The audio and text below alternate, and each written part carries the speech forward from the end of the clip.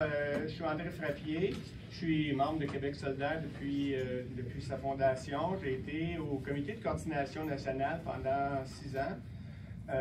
J'ai été à un moment donné président co-porte-parole de Françoise David. C'était une belle expérience. Et mais j'ai été aussi syndicaliste, syndicat des travailleurs et travailleuses des postes.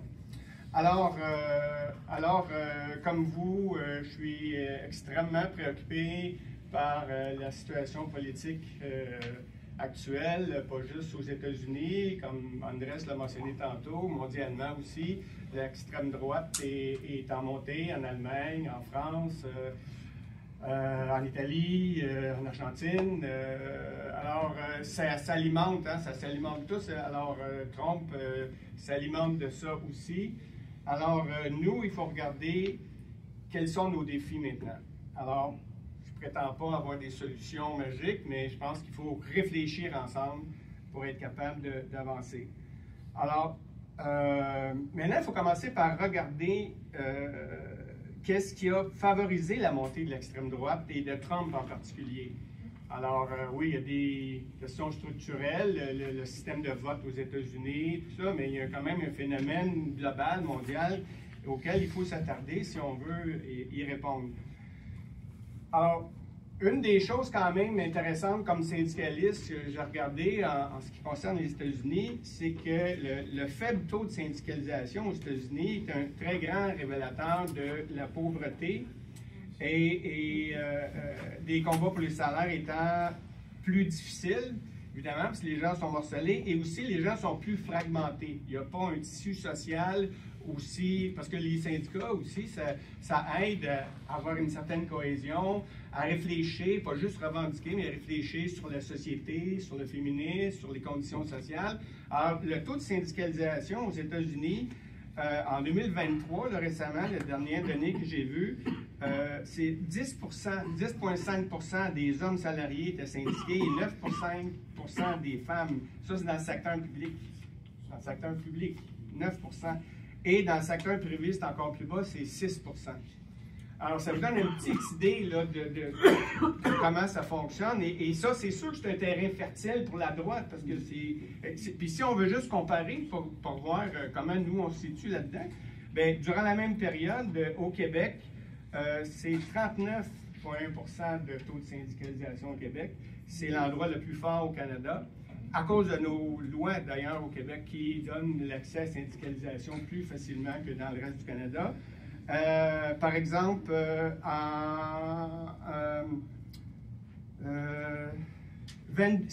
en Ontario, c'est 26%, puis dans le reste du Canada, 29%. Donc, c'est plus bas qu'au Québec. Alors, quand on dit qu'on est un peu différent, ou on a des lois différentes aussi au Québec. Alors, ça permet de voir aussi la composition sociale et le changement que ça fait. Bon, maintenant, devant cette situation-là, c'est sûr qu'on a le réflexe de dire on aimerait ça revenir en arrière, là, éviter comment on peut revenir en arrière, mais le problème, c'est qu'on ne peut plus revenir en arrière. Et on ne pourra plus jamais revenir en arrière. On est devant des faits, puis il faut comprendre pourquoi ils sont là. Alors, on est obligé de dire que ce qui s'est produit aux États-Unis, c'est un régime néofasciste. Clairement, quand on regarde son comportement, on va le regarder un petit peu plus. Donc, on serait tenté de regarder le monde d'avant, puis de revenir au néolibéralisme plus démocratique. Mais le problème, c'est que c'est eux qui ont creusé le terrain qui fait en sorte qu'aujourd'hui, l'extrême droite a pris de la force, parce que, puis particulièrement aux États-Unis, ils n'ont pas résolu les problèmes de pauvreté, ils n'ont pas résolu les problèmes des femmes que tu soulignes. Ces gens-là sont restés morcelés, ils sont restés sans confiance envers les sociaux-démocrates, et ça a fait en sorte que les avancées, les propositions de l'extrême droite ont pris une force à ce moment-là, à cause de ce recul-là. Alors, on regarde maintenant les réactions ici au Canada puis au Québec. On dit on va faire une bataille avec les tarifs douaniers, mais là, c'est vraiment ne pas regarder la situation telle qu'elle est. C'est pas comme ça qu'on va réussir à faire une bataille. Déjà, les dirigeants politiques, ils s'adaptent au discours de Trump. Hein? Mark Carney envisage la possibilité de réduire la taille des services publics. Hein, pour dire, ben là, il va falloir couper, nous autres aussi, donc on va couper où? Hein? On va couper, c'est qui nous autres qui va encore manger? Poilievre, ce qu'il faut en parler, il faut couper dans la bureaucratie, alors lui, c'est encore pire. Et il va alléger les impôts des entreprises, il va privatiser les secteurs publics. Alors, on comprend que les gens sont effrayés. Le Conseil du patronat, la même chose, il propose de réduire les impôts, les bénéfices des sociétés de 15 à 12 ou à 10 au fédéral, comme au provincial. Alors, c'est une offensive qui va être aussi en même temps une offensive anti-ouvrière et anti-féministe. C'est clair que c'est nous qui allons payer. Alors, le gouvernement de la CAQ, en ce moment, il se prépare à ce régime d'austérité en voulant retirer à toute fin pratique la loi de grève avec la loi 81, que ça s'appelle, qu'on vient de mentionner, 89, mentionné tantôt. Et je veux souligner que le seul parti qui s'oppose à cette loi-là, c'est Québec solidaire. Alors, le pseudo-proche des travailleurs, Parti québécois, il réfléchit. Il se demande s'il va être contre cette loi-là anti-syndicale et anti-travailleur pendant ce temps-là. Alors, est-ce qu'on a encore des doutes par rapport à ça?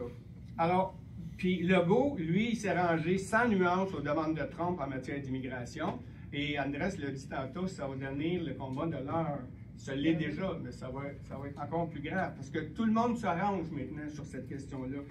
Alors, Legault et le ministre Bonnardel a même affirmé qu'il veut préparer la Sûreté du Québec pour faire face à la vague migratoire provoquée par... alors, tu sais, c'est ça le portrait. Et quant au Parti québécois, faut-il en rajouter?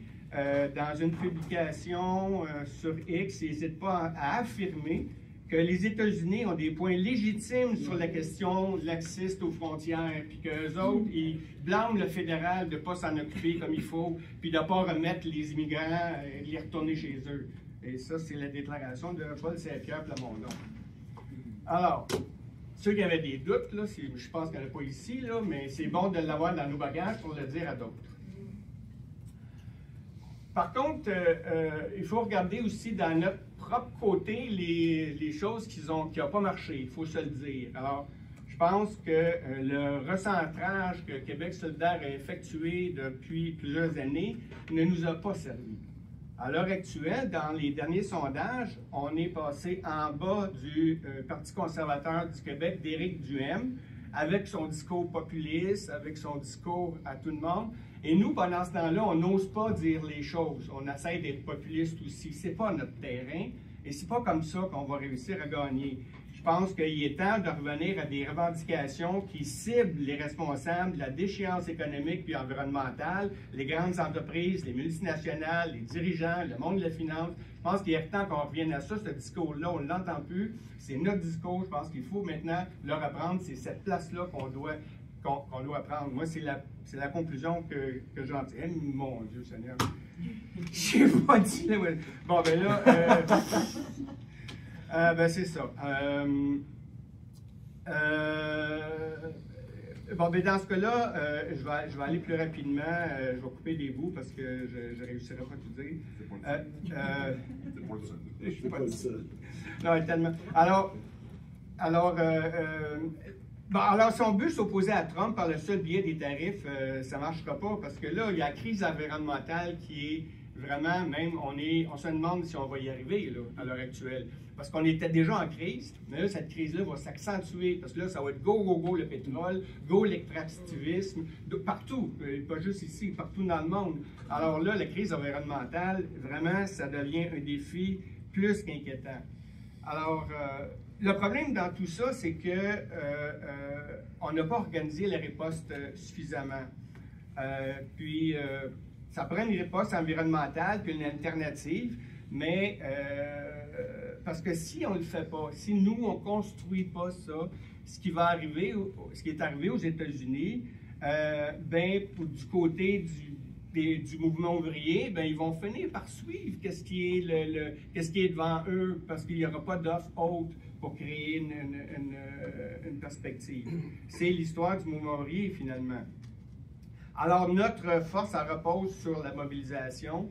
Et ce qu'il faut, c'est pas dire on va sauver le Canada, mais c'est de lier les luttes sociales du mouvement ouvrier et du reste du Canada dans une stratégie commune avec nos luttes ici au Québec, avec les luttes des populations autochtones, de trouver des moyens de travailler ensemble. Je pense que c'est le temps de se réseauter, de travailler avec la gauche américaine aussi, parce qu'il y a une gauche aux États-Unis avec laquelle on a déjà travaillé, puis qu'on peut travailler. Je pense que, puis internationalement, je pense que c'est un travail que Québec solidaire avait perdu de vue, mais heureusement, maintenant, on va avoir un nouveau poste au CCN pour la solidarité internationale. Il faut mettre l'accent là-dessus. Il faut construire des réseaux internationaux de la gauche. Et c'est comme ça qu'on va se donner confiance, qu'on va être capable de travailler ensemble pour renverser ce courant-là. Ce ne sera pas juste. Et je pense que quand je regarde aujourd'hui la gang qui est venue ici, vous autres, un meeting qui a été appelé un peu à la dernière minute, ben moi, ça m'enthousiasme parce que je vois que oui, on est dans la bonne voie. C'est ensemble comme ça, en se rassemblant au niveau international, qu'on va réussir à créer une alternative ensemble, puis de changer ce discours-là, puis d'avoir une politisation avec les gens. Je vais terminer. Hey, Chris, j'arrive avec dans mon temps, j'ai coupé des je vais terminer avec. Sans vouloir être dogmatique, mais je vais terminer avec quand même des similitudes. Hein, que je vais vous citer. En septembre 1938, le Français Daladier, Britannique Chamberlain et l'Italien Mussolini signaient avec Hitler ce qu'ils ont appelé les accords de Munich. Et en cédant une nouvelle fois à la menace, les Occidentaux, qui pensaient bien s'en tirer, confirmaient le dictateur allemand dans sa conviction que tout lui est permis. Et c'est ce qu'on est en train de faire avec Trump. On est en train de céder, de dealer avec lui et de lui montrer qu'il a raison, puis qu'il a raison de continuer à nous narguer puis à nous envahir. C'est pas comme ça qu'on va gagner. Et je vais m'en remettre à la finale, à la fameuse citation que vous connaissez certainement, de Rosa Luxembourg, qui avait déjà prédit tout ça et qui nous avait averti en 1915 déjà, la société bourgeoise est placée devant un dilemme, ou bien le passage au socialisme ou la rechute dans la barbarie.